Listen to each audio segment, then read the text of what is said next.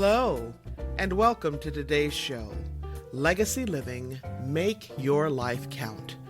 I'm your host, Dr. Gloria Burgess, international leadership expert and trusted advisor. Welcome to Legacy Living, Make Your Life Count. I'm so delighted that you joined me today.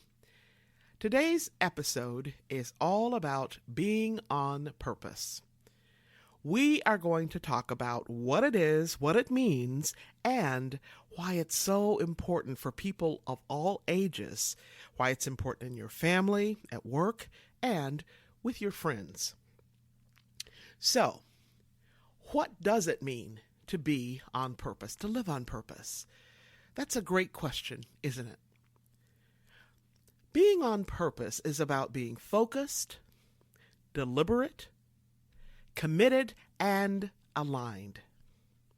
Focused, deliberate, committed, and aligned with whatever has heart and meaning for you. In other words, being on purpose is about being intentional. Like anything else that you want to nurture, that you want to cultivate as a habit, you have to practice, and then practice some more. That's right. If you want to be more intentional about being on purpose, let me just tell you that now is the time. Don't wait. Today is the day. Now is the time to lighten your load, to drop tomorrow's worries, to say so long to yesterday's baggage. Why?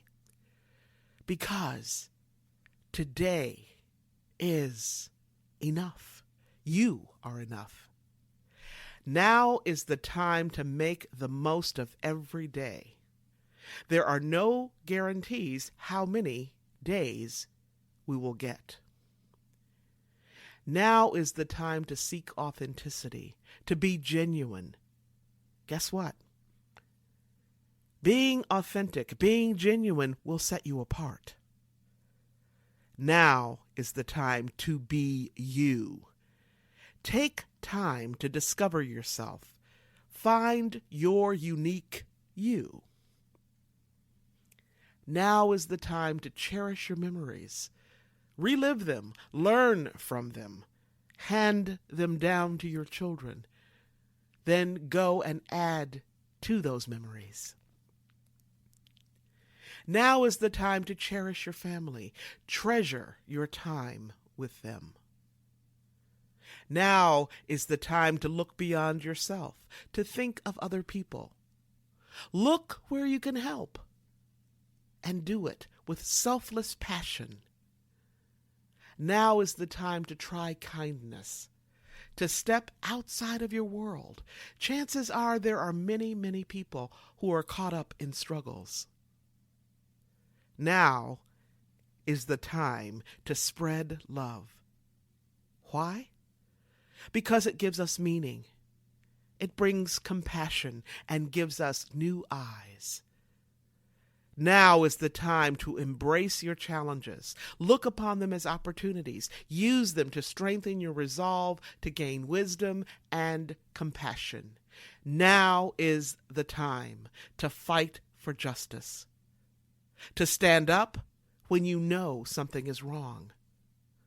To support others who promote righteousness.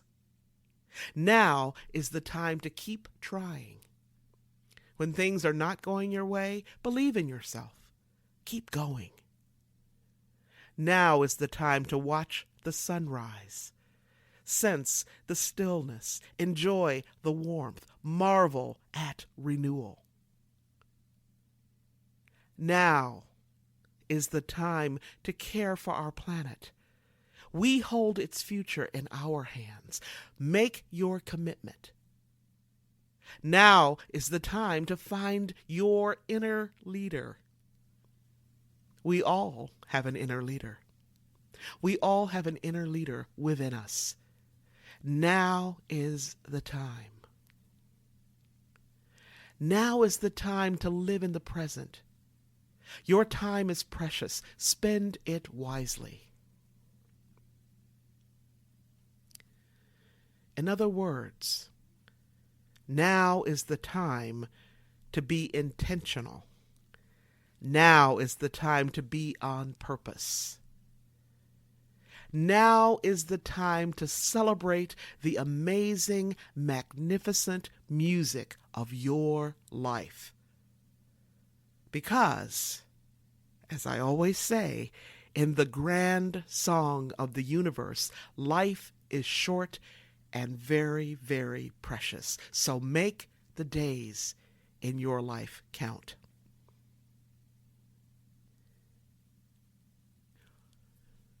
One of the ways that I keep myself on purpose is to take time to reflect. In fact, I love nothing more than having a few hours each day or an entire day, an entire weekend, to simply kick back and take the time to reflect. Now, reflection, true reflection, is a time to look again. Traditionally, especially in Western culture, we take time to reflect at the start of the new year, right? Now, why do we do this? Because the new year is considered to be a time of new beginnings, a time of transition, doorways, gates, passages, and endings. In fact, our month of January is named after Janus. In Roman myth and religion, Janus is usually depicted as having two faces, since he looks to the future and to the past. So, in Western culture, and I probably should say Northern Hemisphere Western culture, we often think of January as an opening, the doorway to new beginnings, to transitions, and to endings. So January opens the door to reflection. Well, that's great. That's all well and good, right? However, you know what? We can open that door to reflection at any time of the year. We can step back and take time to reflect on our life whenever we want to be intentional about taking stock of where we are, where we've been, and where we want to go. Let me ask you a question. Do you know how to be reflective? I often incorporate reflection into the courses I teach, and I always include reflection when I lead retreats. Why? Because reflection is one of the many ways we can slow down so that we can remember who we are, whose we are, and what's important to us. When we take time to pause and slow down from our typical hectic pace and to breathe, we actually usher in the spaciousness of time. We actually have the time to become conscious and aware and to digest and metabolize what we've achieved or accomplished. When we consciously and intentionally digest and metabolize who we are, whose we are, and what we do, we can actually then begin to integrate all of that into our lives. Now, reflection doesn't have to be hard work, but make no mistake about it, it is work. Here are some questions you can ask yourself to help you track, digest, metabolize, and integrate the various arenas of your life. Now, I'm going to invite you to write these questions down. Okay? So grab a pad, pen, pencil, your notepad, your iPad, whatever you happen to have. Here are the questions. What goals or milestones have I achieved? What goals or milestones have I achieved? What can I improve on? Where am I stuck? What is keeping me stuck or holding me in place, holding me back? Now, again, these are questions to help you track, digest, metabolize, and integrate the various arenas of your life. Now, I'm going to repeat those questions in case you were, running around trying to get your notepad. What goals or milestones have I achieved? What can I improve on? Where am I stuck? What's keeping me stuck or holding me in place? What's holding me back, right? Now, we all lead such busy, busy lives that our accomplishments, our achievements often get buried in the daily minutia. We forget, or we don't even notice sometimes, our own efforts. That's why I like to take a moment to remember all the people I've met, the meetings I've had, the conferences I've attended, the articles or posts or books I've written, the projects I've tackled, the things I've read. Doing so helps me become conscious of how I've moved forward as well as what threw me off track, right? The things that were not aligned with who I am and whose I am. Reflection can actually help you get clarity about how to stop living on autopilot and start living the life you want, which is the kind of life we all want, right? And that's a life of satisfaction and contentment. Well, that sounds pretty wonderful to me. How about you? And did you know you can start today? You can begin nurturing and cultivating your own contentment today. That's right. Here's how you do it. Here are a few tips for cultivating contentment in your life. Now, despite what you see in the movies or read in romance novels or fairy tales, true contentment doesn't just magically happen to you. Poof! No.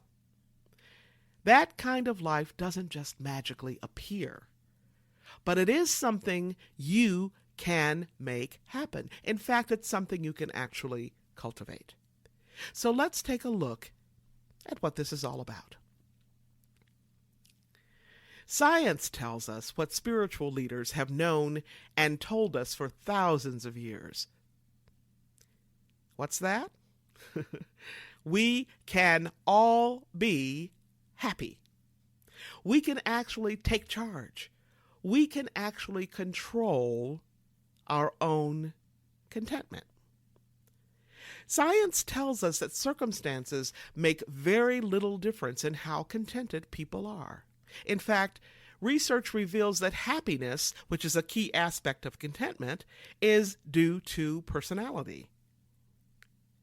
More importantly, we can change our thoughts and behaviors, which means we can actually learn how to shift our pattern. So yes, you can learn how to be happy, or at least happier, right?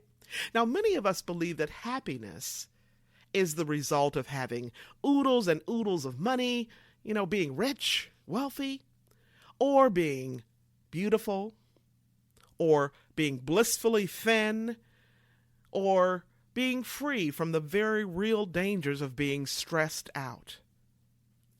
But here's the reality. Most of the folks who are financially well off, or so-called beautiful by the world standards, and even those who are less stressed, guess what? They are not happier on average than those who don't enjoy financial wealth or beauty or lower stress in their lives.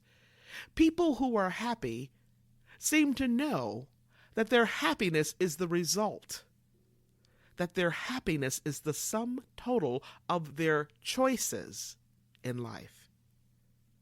Okay? So it's a sum total of the choices that we make. Those who are happy, those who routinely experience contentment in their lives, have built their lives and their lifestyle on a similar foundation. And guess what? You can too.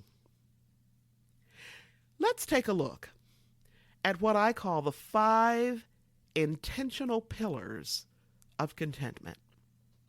The 5 intentional pillars of contentment. The first pillar is all about devoting time and energy to your relationships. The second is appreciating who you are and what you have. The third pillar is about cultivating an optimistic attitude. The fourth, having a steadfast sense of purpose. And the fifth pillar is living in the present moment. So let's take a closer look at each one of these pillars. Now, the first one is devoting yourself to your relationships, devoting time and energy. One of the best gifts we can give to someone else is the gift of attention. For many people, that's what love is, attention. We can give our attention to those we love in many, many ways. These days, listening, simply listening, can be a huge gift. In a lovely little book called A Father's Book of Listening, Dr. Mark Brady teaches us how to be a great listener. In this book, Brady focuses on a father and son relationship, but one of the reasons I love this gem of a book is that you can apply his lessons to any kind of relationship. His pearls of experience and wisdom apply to our friendships, our relationships with our teammates at work, our relationships with our spouses, even with people we don't know yet, but would like to know better. He says, when we listen to people, often what we listen for are the things we understand or the things we agree with. We actually find great comfort in discovering the ways that they are like us. Now, when our kids or other people say things or act differently than us, it, can make us uncomfortable. And when they turn out to be very different from us, it can make us extremely uncomfortable. We don't necessarily like to see or hear about differences. Brady goes on to say, a listening father deliberately seeks out and pays attention to the ways our kids are different from us. And that's the same thing we do in our other relationships, right? We begin to appreciate the ways they've been shaped, molded, and often distorted by culture, schooling, family of origin, genetic makeup, and any number of unknown factors. Like snowflakes, no two people, no two children out of the billions and billions are ever exactly alike. Now, after we've learned to listen to differences and to develop an appreciation for them in our kids, our friends, our spouses, our coworkers, we can actually cherish and celebrate their special uniqueness. This perspective allows us to deeply appreciate the power and beauty in complexity and in diversity. Now, here's another thing about contentment. And this might sound simple, but sometimes it's pretty hard to do. So what am I talking about? I'm talking about surrounding yourself with positive people. That's right. Surround yourself with folks who are satisfied and content. Did you know that being in the presence of a positive, contented person actually lifts your own energy, your own vibration, so to speak, which alters or changes your mood? It changes your energy. And by being positive yourself, you can actually charge up, so to speak. You can charge up the folks around you. You can change the atmosphere. And in this sense, you are actually giving something back. You're giving something back. And that's a positive change to the people around you. Now, that makes a wonderful gift that you can offer to your family, your friends, your coworkers, your neighbors. How cool is that? Your family and friends and other loved ones help you celebrate the music of your life, your joys, your triumphs, your challenges, and your successes. Your family and friends and other loved ones also lend you their support when times are hard. Maybe you just received a difficult diagnosis from your doctor. Or maybe you just learned that your job will be cut or you'll be furloughed. Or perhaps one of your children is going through very difficult times in a significant relationship. Whatever the challenge is, your family and friends can be a lifeline. And although it's easy to take your lifeline for granted, your support network, your relationships with your family and friends need nurturing just like any other living, breathing person or thing in our lives. You can nurture and cultivate relationships and build up your emotional bank account, so to speak, through kindness. Kindness in your words and in your actions. So be gentle and gracious with the words you use in conversations, in your emails, in your text messages. And if you must correct or offer a critique, take good care with the words you choose and be gracious in how you offer your critique. Now, most of us probably remember this saying from childhood: "Sticks and stones may break my bones, but words can never hurt me." Can I just tell you something? That is a lie. In reality, sticks and stones sometimes hurt far less than the words we use. Words can hurt so badly that even though someone hurled harmful, unhealthy words at you when you were very young, 6, 7, 10, 15 years old, now, as an adult, when you recall those hurtful words, the pain of memory that goes along with those words, the hurt, the shame, the humiliation, the emotion, and the physical pain of those words come flooding back, don't they? Dr. Maya Angelou reminds us that although we will forget what people say, we will never forget how they make us feel. That's so true. So true. Okay, so let's talk about pillar number 2. And pillar number 2 is appreciating who you are and what you have. This is all about letting the folks in your life know, letting them know how much you appreciate them. Not just what they do for you. That's not what this is about. It's also about letting them know how much you appreciate their presence in your life. Let them know how delighted you are that they are part of your life.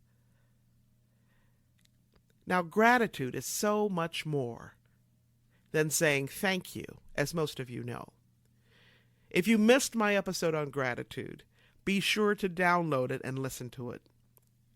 Now, gratitude is all about recognizing and acknowledging the power of blessings. That means blessings received, blessings that are present right here and now, as well as all of the blessings that you will receive in the future. Gratitude is also about your sense of wonder and awe and deep appreciation and thankfulness for life. It's so easy to go through life without recognizing and acknowledging our blessings. I mean, let's face it, for some of us, we have to have something serious happen in our life, like a bad accident or serious illness or some other traumatic event to wake us up enough to appreciate the great people, things, and moments in our lives. Let me tell you something. Do not wait for something tragic to happen to you. Wake up. Make gratitude a practice in your life. Make it a habit. Just like brushing your teeth, eating your meals, exercising, meditating. And I'm going to say, begin today. Make your commitment. Each day, notice at least one thing or person or moment that has blessed your life. Now, if you find yourself being ungrateful or thinking about something negative, or just, thinking about something in a negative way, or if you find yourself wanting something that your friend has or your neighbor has, something that you don't have, instead of wanting and craving and desiring and yearning for what someone else has that you don't, do this. Be grateful for who you are, for your unique strengths and gifts and flaws, all of it. Be grateful for the friends and family you have. Be grateful for the apartment you live in, the house you live in, the street you live on. Be grateful for the family members who support you, the perfect strangers who support you. Be grateful for who you are and what you already have. And I'm not just talking about physical possessions. I'm talking about those qualities, those character qualities that are also a part of who you are. Sometimes we find ourselves thinking bad or negative thoughts about someone else. Sometimes even ourselves, right? Now, if that's you, instead of allowing that negative voice to rule, to take over in your head, I want you to substitute a grateful voice, a grateful thought for your negative one. For example, if your sister forgot your birthday, instead of throwing yourself a pity party and moping around and saying to yourself, "My sister forgot to call me on my birthday," hey, substitute this thought instead. You know what? My sister has always been there for me, through thick and thin, through good times and bad times, ups and downs. My sister has always been there for me. Well, maybe not all the time, but a lot of the time. Thank you. Thank you. Thank you, sister. Before you go to bed, before you go to sleep each night, let gratitude be your last thought. And when you wake up each morning, let gratitude be your very first thought. Give it a go. You will be surprised and happy about how gratitude can actually change your life. So, when you cultivate and practice gratitude, you actually add to your contentment.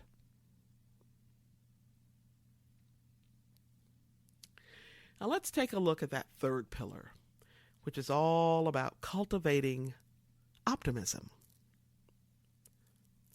Now we know that some people are actually wired to see the glass as half empty. And other people are wired to see the exact same glass as half full. Now, if you're one of those people who habitually sees the glass as half empty, then I encourage you to develop a new habit, a new way of seeing and a new way of being. Develop the habit of seeing the positive side of things. Do not let what's negative in the world filter your whole outlook on the rest of your life or on what's going on in the world around you. DeWitt Jones is a friend and an amazing photographer, and he reminds us to celebrate what's right with the world.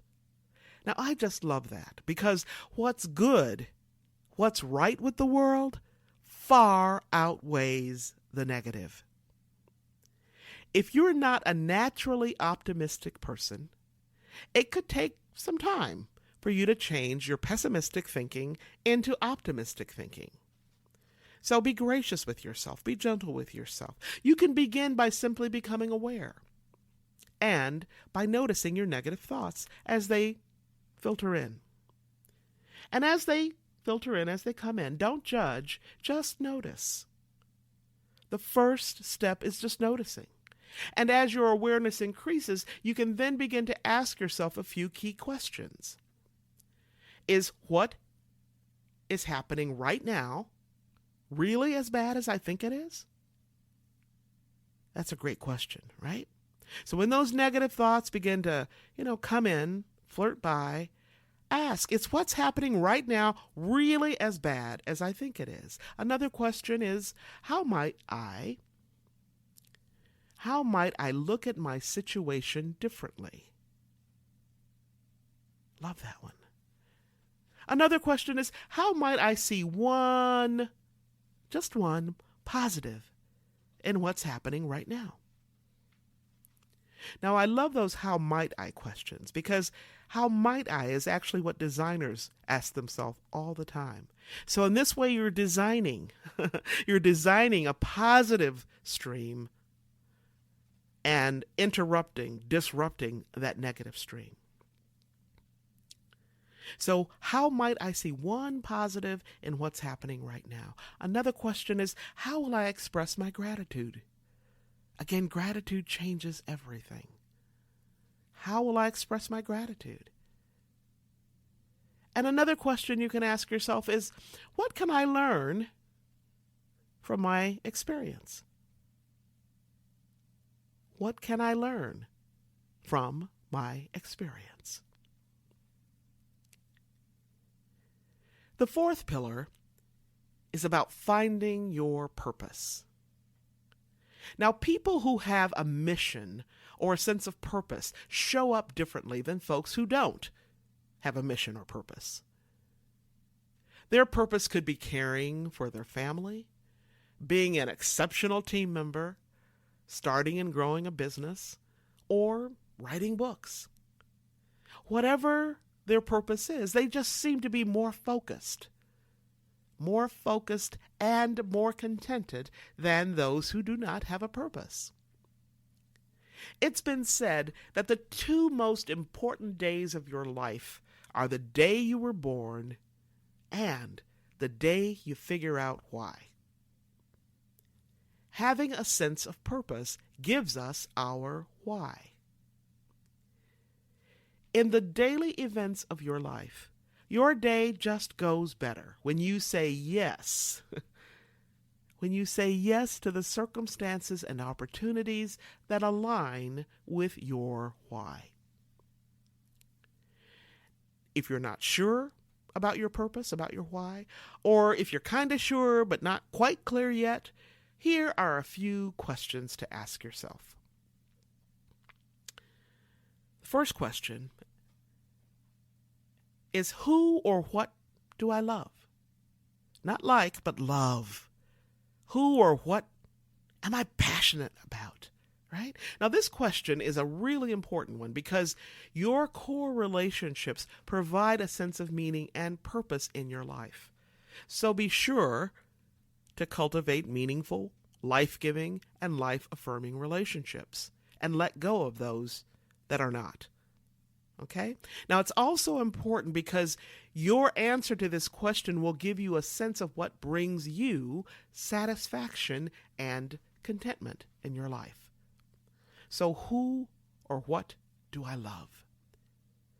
Another question to ask yourself is, am I engaged in work that I love? Or if you're a student, am I engaged in studies that I love, right? Now, if you're like most people and you're working, you spend at least 40 hours a week at work. Sometimes much, much more than that, right? When you think about it, you actually spend most of your waking hours working. So, that makes it even more important to be engaged in work that provides you with a deep sense of meaning and purpose. Another question to ask yourself is, what excites and energizes me? Now, if that's a hard question for you to answer, this next question will help you understand what excites and energizes you. Okay? It'll also help you determine who and what you love. This question can help you get more concrete. Okay? So the question is, what are my proudest achievements? What are my proudest achievements? Now, if you can make a list of your proudest moments, your proudest achievements, those special people, moments, circumstances, events, this list will actually point you in the direction of who and what you love, and who and what excites and energizes you. For example, if I were to share my list of my proudest achievements, one of them would be having my daughter. Another would be receiving my doctoral degree. Another would be receiving recognition and awards for my writing, the books I've written or contributed to. I mean, the list goes on and on and on. And then if I review that list, I would actually find some very meaningful clues about what gives me satisfaction and contentment. What gives me my deep sense of meaning and purpose, my why. A final question to ask yourself is this: how do I want others to remember me? Now, this question should reveal to you what kinds of qualities you have. Remember, people will forget what you say or do, but they will remember what and how you make them feel. So ask yourself, how do I make people feel? Do I make them feel welcome? Do I make them feel good about themselves? Do I lift them a little bit higher? Do I express love, kindness, generosity, and gratitude to those I know, to those I meet? How do I want others to remember me? Pillar number 5 is all about living in the moment. Now, a lot of people simply don't understand that today is a gift. I mean, they might get it mentally, intellectually, but they don't really live it. Today is a gift. And you know what? Tomorrow is not promised. That's right. That's what I said. Tomorrow is not promised. In other words, do not put off or postpone your joy. Do not wait for that day when your life is less busy or less stressful. Why? Because that day may never come. Instead, look for opportunities to enjoy your roses today. Look for chances to savor the small moments, the small surprises, the small joys and pleasures of life every single day. 365, 24/7.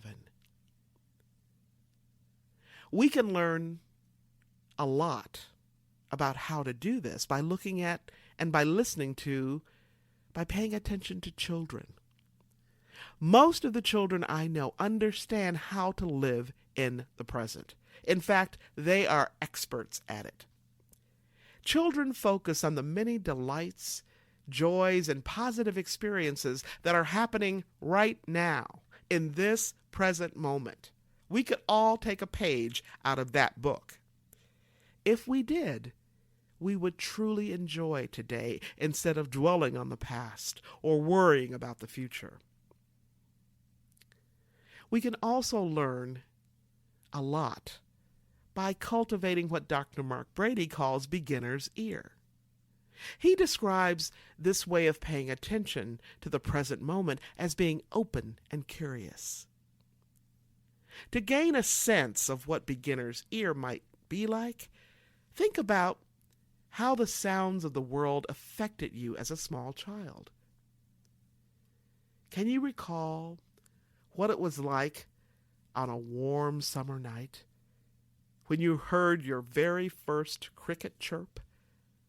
And then you heard the smaller details, the rhythm, the silence between chirps, and the answering call of the other crickets. Paying attention to and living in the present moment is paying attention to discriminating details. In fact, this is exactly what we must do to keep things from going in one ear and out the other. When we pay attention to and live in the present, we actually find the cure, the antidote, the remedy to our modern obsession with speed. Speed at any cost, it seems.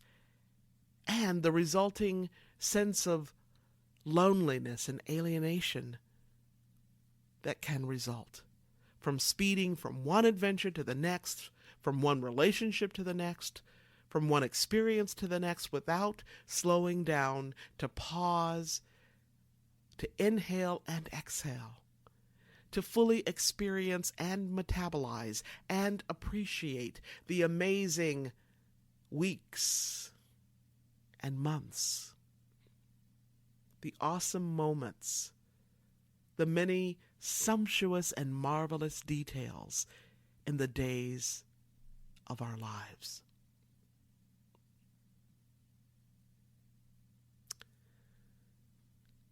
Wow. We've covered a lot of ground today. So I just want to pause for a moment to breathe in, to breathe out, to reflect on, and summarize these key notes about contentment, about being on purpose and living on purpose. Remember, the folks who routinely experience contentment in their lives have built their lives and their lifestyles on the 5 pillars, the intentional pillars of contentment. They devote time and energy to their family and friends. They appreciate who and what they have. They have an optimistic outlook on life. They have a steadfast, solid sense of purpose, and they live in the present moment. So that's how you do it.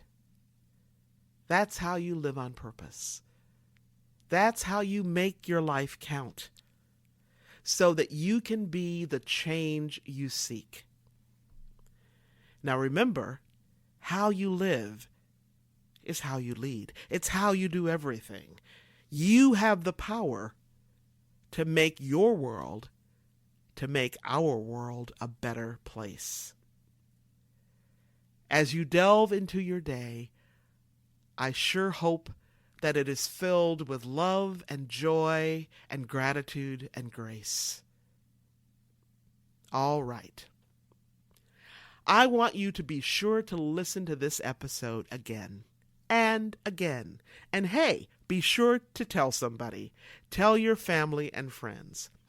You can find me right here on iTunes, Audible, Alexa, SoundCloud, iHeart, TuneIn, Spreaker.com, Talk Network Radio, and so many other places. Now, if you happen to miss any part of this week's show, or if you missed last week's episode, you can simply download the recording and listen to it at your convenience. You can even listen to it on the go.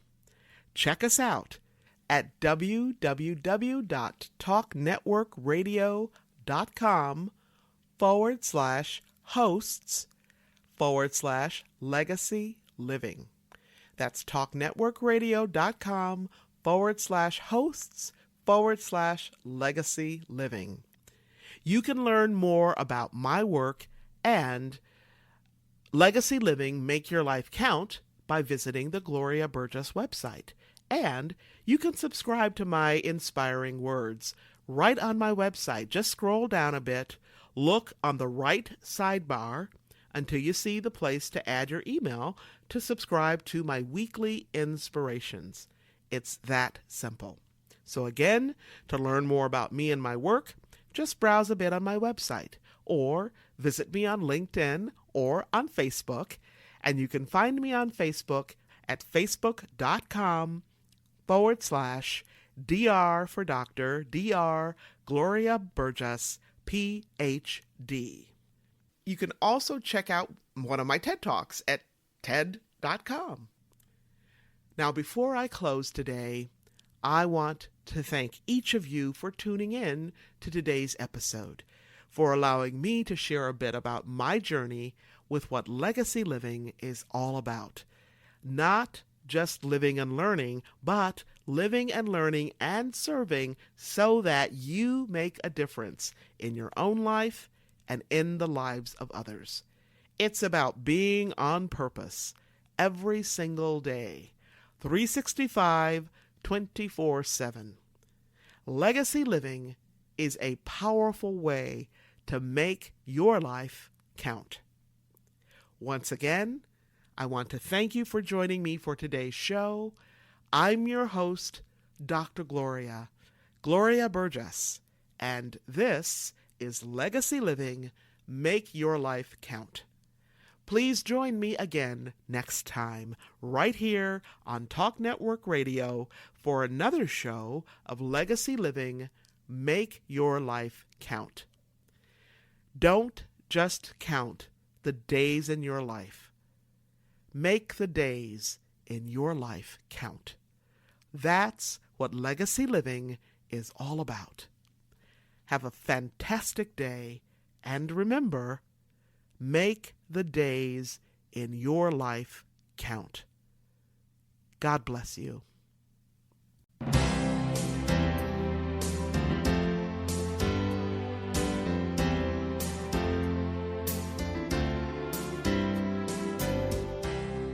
That's our show today. I'm your host, Dr. Gloria Burgess. I hope you'll join me again next time. Until then, don't just count the days in your life. Make the days in your life count. That's what legacy living is all about. Here's to you. Have a fantastic day, and be sure to make it a yes kind of day. Remember to celebrate the music of your life. Make the days in your life